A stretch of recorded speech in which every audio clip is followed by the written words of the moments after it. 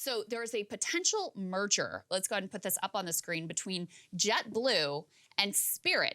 Now, Spirit is kind of important because it is the largest low-cost airline. They're one of the ones that, it's really annoying. You think you're getting a good deal on the flight, and then they like nickel and dime you for literally everything. You want water? That'll be $12. Exactly. They're literally everything, but they still serve at least an important place in the market and trying to keep prices down and reasonable for people.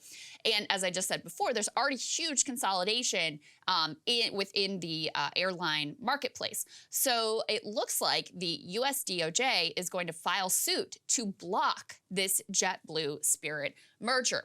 Bloomberg had some additional details that I'll read to you because part of what is extraordinary, and we are very much in the business of giving credit where credit is due here, is it's not just the Department of Justice, it's also the Department of Transportation, helmed by our friend Pete Buttigieg, which is actually expected to take action here. He's actually doing his job on this one, so that's exciting to see.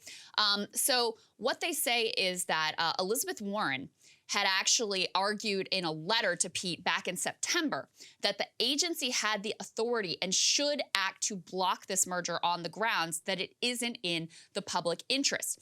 So they are expected, the Department of Transportation, to begin a parallel proceeding to block the transfer of Spirit Airlines operating certificate as incompatible with the public interest.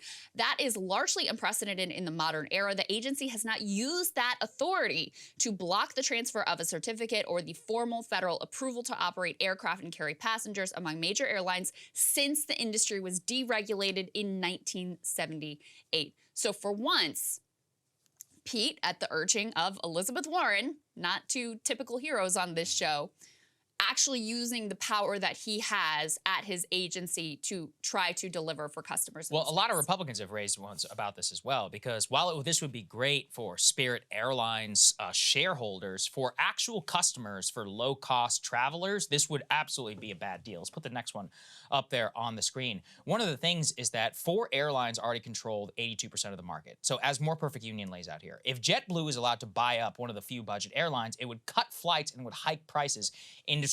The reason that matters is that Frontier, Spirit, Southwest all play a very important role in the marketplace. Is that is the way that a lot of families who very rarely travel, not business travelers especially, that is how they mostly move about the country. And, in my opinion, it's one of those where I've had the misfortune of flying these, but if you're only flying once or twice a year, this is, you don't care about status or any of this other stuff. These are great deals that a lot of people have, or, some random vacation, etc. Or, if you just want to save as much money as possible whenever you're flying, time and delays and status and all that stuff not of any importance to you.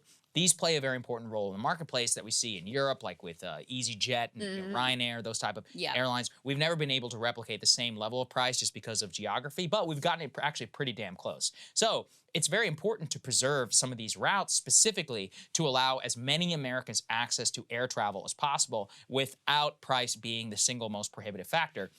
Other thing you got to consider is that with the airlines, most of these people are operating on razor-thin margins in the first place. So whenever mergers happen, inevitably, while they always say, like, this is going to be great for the customer, inevitably what happens? They cut staff and they cut routes, and especially the routes. They cut as much as possible. They try and consolidate. And then with the limited number of new routes, what happens? Well, they jack up the price on those, and it's just a major hit to the bottom line. It's one of those where it's really difficult because you really just don't have any other option sometimes whenever you're flying. And that is why it's important to have as much competition in the space as possible. And Spirit serves especially an important place in that market. Yeah, that is all very accurate. And More Perfect Union put together a great video on this that I recommend that you guys check out. They also had some more detail here about the history of how we ended up in this place in the airline industry that I think is worth going into. Put this next piece up on the screen. So there was an Airline Deregulation Act of 1978, because of course there was at the beginning of the era of market fundamentalism. They say there was actually initially a huge influx of new airlines. So it seemed like the promise of deregulation, oh, there's going to be an influx and the free market and it's going to be amazing.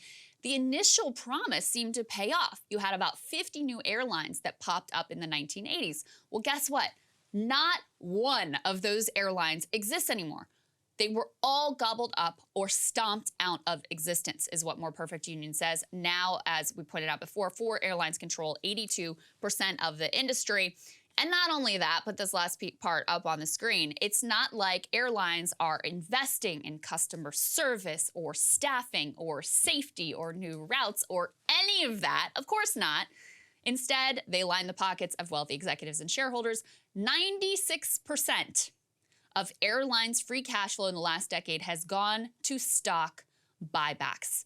This is an industry that taxpayers just bailed out during COVID. And the minute that they were able to, what'd they do? They pushed staff out and they continued with their practice of engaging in stock buybacks, which do nothing for you, do nothing for the country, do nothing for consumers, and do everything for their own rich executives and shareholders. That's this industry. Yeah, and it's important to understand that because with the stock buybacks, one of the reasons why our airlines are held back in many respects is they don't invest in a lot of new technology, in a lot of new aircraft, in making sure that they have staffing.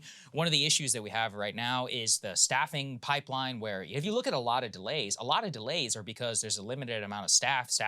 You have crew flying from one aircraft to the other. These guys are all back to back to back. They're also getting a short end of the stick because they don't really get paid. Even if there is a delay, they don't get paid really until you have flight time. So it's actually structurally a huge problem. And this actually really, when you zoom out, airlines are the perfect illustration of how broken something that's so fundamental to American life is. You have a shortage of pilots. For what reason? Well, there's complicated. You have like forced retirements. We had the whole vaccine thing happen. Some people were forced out of the workforce. And then in terms of training people up, we have crazy standards, which don't really make any sense at this point, to have new pilots that are in the seats. So to get them flying. Then two, same problem with the bailouts. They still had staff reductions at some of these airlines, even after they took taxpayer dollars. And then three, the airlines themselves, they are not just focused on flying. They are focused on juicing their stock prices as much as possible. And a lot of them have basically turned into financial corporations with leverage. They have leverage contracts on jet fuel, and they're playing markets like you people wouldn't believe. Yeah, when you look at where their actual profit margins come from. We think of them as being in the business of like selling tickets and flying people around the country, when a large portion of what they're doing and what they extract profits from is actually just behaving like Wall Street. Yeah, I mean, that's what they really, it's a big part of the whole financialization of our economy that we talk about so much, that, most of their profit is not even coming from the thing that they purport to do.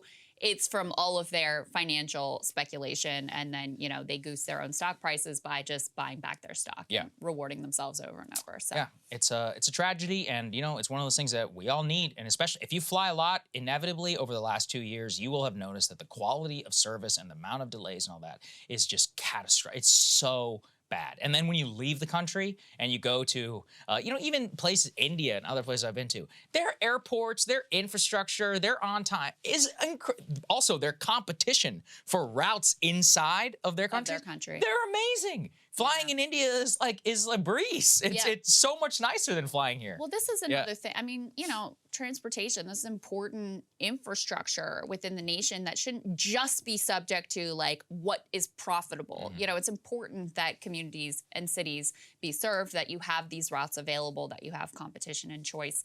So one small positive step in that direction that we wanted to make sure to highlight for you, because it is really important. Hey guys, ready or not, 2024 is fully upon us now, and Saagar and I have been brainstorming ways that we can really up our game for this critical election. Yeah, we rely on our premium subs to expand our coverage, to add staff, to upgrade the studio. We just want to give you the best independent coverage of this election, which is possible. So if you can help us out, become a premium subscriber today, breakingpoints.com, or the link is down here in the description video. It really means the world to us, and if you like what we're all about, this is the best possible way to keep us 100% independent, working only for you.